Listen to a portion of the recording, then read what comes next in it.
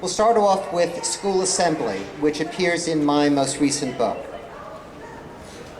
The United States Poet Laureate agrees to visit the elementary school he attended 50 years earlier and to give a lecture to all 3rd through 5th graders. After discussing sonnets, free verse, quatrains, senryu, limericks, villanelles, and haibun, and reciting for 30 minutes his own award-winning poetry, he asks the children if they have any questions. I do, exclaims a 4th grader sitting in the 2nd row. How much wood would a woodchuck chuck if a woodchuck could chuck wood? At the airport. Awaiting the arrival of her baby daughter from Korea, she thinks of her father who died 1 month earlier. She recalls his warm smile, gentle laugh, the way he licked his lips. Within 1 hour, the plane has landed. The passengers have disembarked, and the baby is in her arms, smiling warmly, laughing gently, licking her lips. Lessons.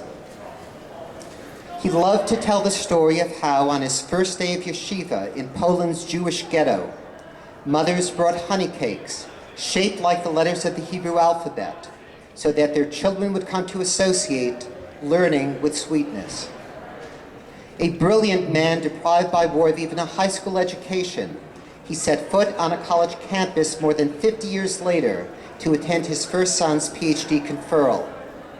When introduced to the faculty, with utmost respect and pleasure, he bowed.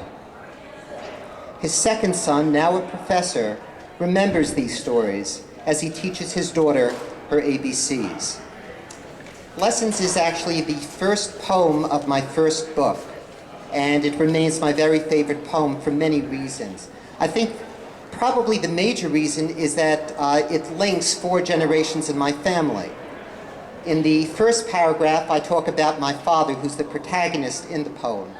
I talk about my father and allude to his mother.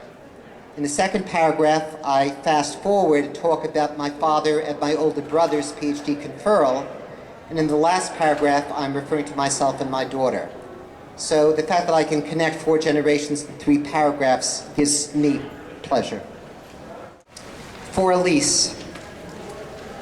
In her 20s, one of the best diamond cutters in New York City. A decade later, effortlessly able to spot a dime on a child's bedroom floor littered with toys and clothes. Now legally blind, unable to open a dictionary and find the meaning of irony. This too is about my mother.